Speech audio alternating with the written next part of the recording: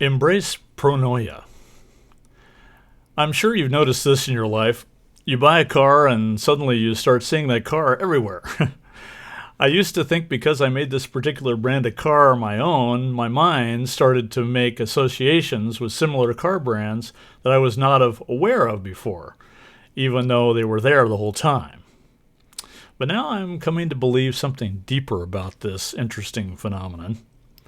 What if when I bought that Jeep, I became part of the Jeep matrix and other Jeeps just started showing up for me because I'm in that matrix, not because I just wasn't aware of them before.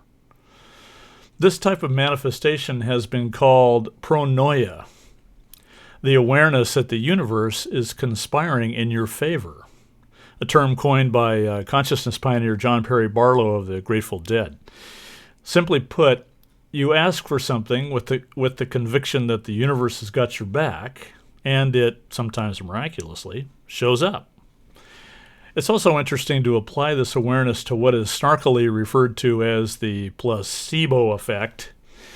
You believe that a substance you ingest will heal or regress some malady or condition, and sure enough, after a little time, it does, even though that substance was a simple sugar pill.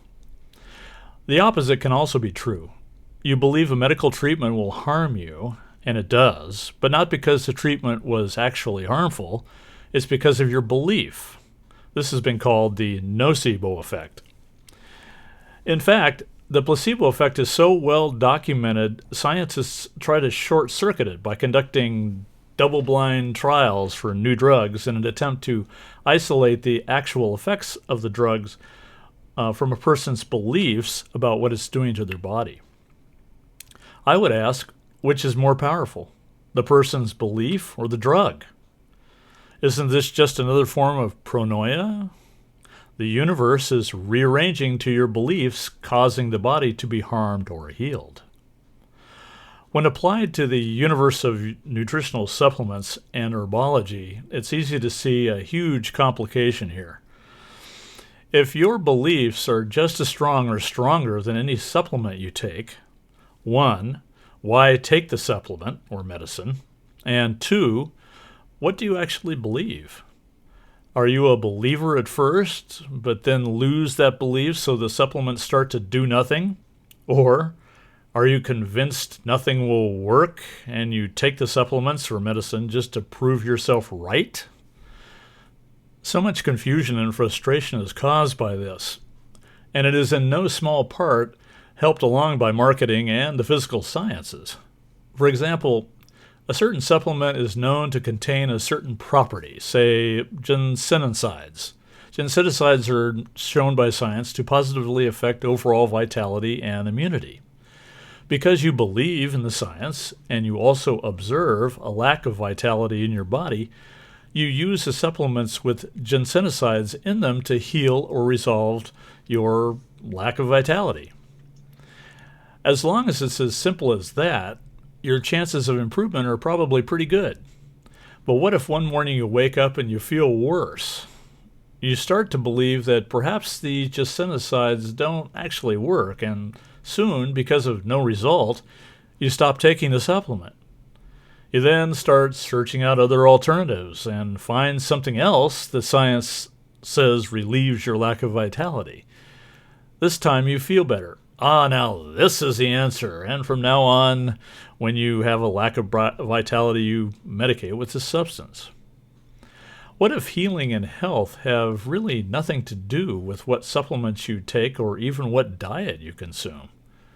What if the most important thing is what you believe about your health and healing? I've been experimenting with this quite a bit lately. I was taking a lot of different Chinese and Ayurvedic herbs and various vitamins and minerals to address some joint and muscle pain I was having. The herbs seemed to help, as well as the vitamins, yet there was no real resolution after a year. Some relief at times, but no real resolution. In fact, I was bouncing around so much between relief and exacerbation, I just got thoroughly confused and discouraged. I then woke up one morning and had a strong awareness to just stop taking everything. and fast for a day. Then reintroduce the herbs and supplements only after carefully asking my body and using kinesiology, muscle testing for strong or weak signals, to determine what I actually consumed. I committed to muscle test everything, including different foods and forms of water. I discovered that my body was struggling with long-term dehydration and was expending more energy responding to all the herbs and supplements I was shoving down its throat than doing any actual healing. After about 3 days, I was feeling much better, and as days went by, I felt better and better. This was confusing to me until I realized that my core belief was that the body heals itself naturally given proper hydration, oxygenation, and my personal conviction in its healing abilities. So rather than making a judgment call about what I needed to take to bring health to the body, I started asking the body what it really needed. How much water and when? What foods when? What exercise and when? How much sleep and when? And any vitamins, minerals, enzymes, or herbs. It showed me it just mainly needed the basics. Plentiful water, clean food, fresh air, some daily exercise, some minerals, given in gratitude and with my core belief in its healing superpowers. Here's a good drill to start trying. Start asking the universe with sincere curiosity, what will it take to get rid of blank? And what needs to happen in my life to have vibrant health in my body? This will stimulate pronoia, and awarenesses and answers will start flooding in. Start asking for your core beliefs about your body, too. What are your convictions about your body and health?